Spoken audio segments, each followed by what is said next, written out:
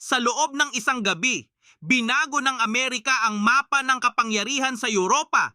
5,000 sundalo, isang buong brigade combat team ang inuutos na umuwi, hindi dahil natapos ang digmaan, kundi dahil hindi nakaayon ang ilang kasangga sa direksyon ng Amerika.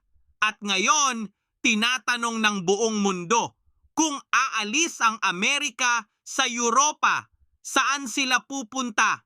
Noong Lunes ng nakaraang linggo, tumayo si German Chancellor Friedrich Merz at nagsalita ng harap-harapan.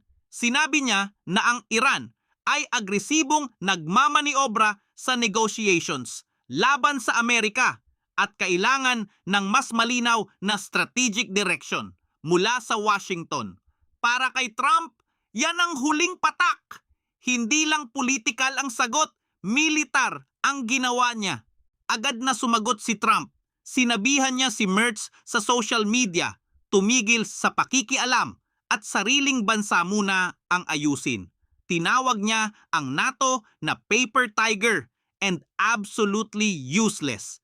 At hindi lang banta ang sinabi niya. Sa loob ng 2 araw, inutusan na niya ang Pentagon na magsimula ng withdrawal on May 1st, 2026. Inanunsyo ng Pentagon ang opisyal na pag-alis. Around 5,000 American troops ang aalis mula sa Germany sa loob ng 6 hanggang 12 buwan. Kasama dito ang isang buong brigade combat team at ang Long Range Fires Battalion na planong ipadala pa lang sana ngayong taon, hindi na itinuloy. Para maintindihan kung gaano kalaki ito, sa Germany ngayon, may around 36,000 American troops. Ang Germany ang pinakamalaking US base sa buong Europa. Ang Ramstein Air Base, doon, logistics hub ng lahat ng operasyon sa Middle East. Kasama na ang Operation Epic Fury. Ang bawat bomba na pumunta sa Iran, dumaan sa Germany. Pero hindi natigil si Trump sa Germany. Tinanong siya ng mga reporter, isasama rin ba ang Spain at Italy? Ang sagot niya, yeah, probably. Why shouldn't I? Sa Spain, around 3,800 American troops ang nakabase. Pero mas mahalaga, tinanggihan ng Spain ang Amerika na gamitin ang kanilang mga base para sa Iran operations. Isinara pa nila ang kanilang airspace sa mga American aircraft na papunta sa operasyon. Ang Italy naman, dating malapit na kasangga ni Trump, si Prime Minister Giorgia Meloni. Pero tinanggihan din ng Italy ang paggamit ng isang airbase sa Sicily para sa US operations. Ang sagot ni Trump, Italy wasn't there for us. We won't be there for them. Sa Italy, may around 12,662 American troops. Kasama doon ang 2 mahahalagang Navy facilities sa Naples at Sigonella. Ito na ang malaking larawan. Ang NATO, ang pinakamatagal na military alliance sa kasaysayan, ay nagsisimula ng magbitak. Ang Germany, Spain at Italy ay tumanggi na makilahok sa Iran War.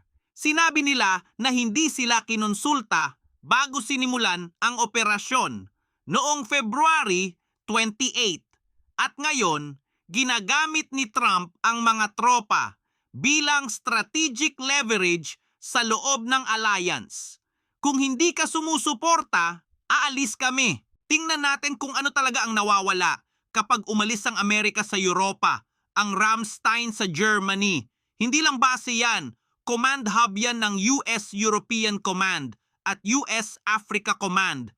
Ang Naples at Sigonella sa Italy, operational backbone ng US Navy. Sa Mediterranean, ang rota sa Spain, critical na logistics point para sa Atlantic at Middle East operations. Hindi basta-basta maaalis ang mga iyon nang hindi nagbabago ang buong postura ng Amerika sa mundo. Ngayon ang tanong, saan pupunta ang mga aalis na troops? Ayon sa mga opisyal ng Pentagon, Ang paglipat na ito ay naaayon sa mas malaking strategic shift ng Trump administration. Ang prioridad, Western Hemisphere at Indo-Pacific. Sinabi mismo ng isang senior Pentagon official, ang mga troops na ito ay posibleng ilipat mas malapit sa China. Hindi Europa ang focus ng Amerika ngayon. Ang focus nila ay ang Pilipinas, Taiwan at ang South China Sea. At hindi ito nagmula sa inis lang ni Trump kay Merz. Ang bagong 2026 National Defense Strategy ng Amerika ay malinaw. Europe must strengthen its own capability alongside US deterrence against Russia. At ang Amerika magfo-focus sa Western Hemisphere at Indo-Pacific. Ito ang doktrina, ang Germany withdrawal.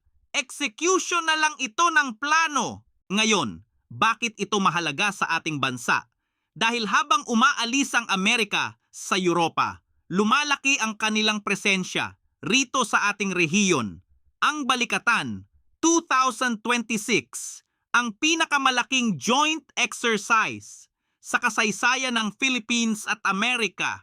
Nagaganap ngayon habang nangyayari ang lahat ng ito kasama ang Japan, Australia, France at iba pa. Hindi coincidence. Ito ay signal. Ang Pacific ang bagong prioridad ng Amerika at alam ito ng China. Habang nag-ehersisyo ang Amerika at ang Pilipinas sa Luzon Strait, nagpadala ang China ng Surface Task Group kasama ang isang Type 055 destroyer. Sa labas ng Luzon Strait, may hindi pa nakukumpirmang ulat na ang carrier Liaoning ay nagpapatakbo rin sa South China Sea kasama ang malaking escort fleet. Sinusubok ng China ang reaksyon ng Amerika habang abala ito sa Iran at Europa. Pero may dalawang panig ang lahat ng desisyon. Habang lumalakas ang postura ng Amerika sa Indo-Pacific, nagbabago ang security dynamics sa Europa. Ang Russia na matagal nang nagmamasid ay makakakita ng pagkakataon. Ang mga bansang dating pinoprotektahan ng US presence sa Europa, Poland, Romania, Lithuania ay nagsisimula ng mangamba kahit ang mga Republican senators ay tutol sa withdrawal. Malinaw ang kanilang pagtutol. Pero ito ang kalkulasyon ni Trump. Kung hindi ka sumusuporta sa akin sa Iran, kung isinara mo ang iyong airspace, tinanggihan mo ang aming mga base, bakit kita poprotektahan? Ito ay pag-iisip na nakabatay sa konkretong strategic interest, hindi sentimental. At para sa kanya, ang Amerika ay matagal nang nagbayad ng mas malaki kaysa sa kanyang dapat na bahagi sa NATO. Ngayon, nararamdaman na ng mga tumanggi ang epekto ng desisyong iyon. Ang tanong ngayon, magiging dominoes ba ito? Kung matutuloy ang withdrawal sa Germany, kasunod ba ang Spain at Italy? Kung mangyari yun, mahigit 20,000 American troops ang maaalis sa Europa sa loob ng isang taon.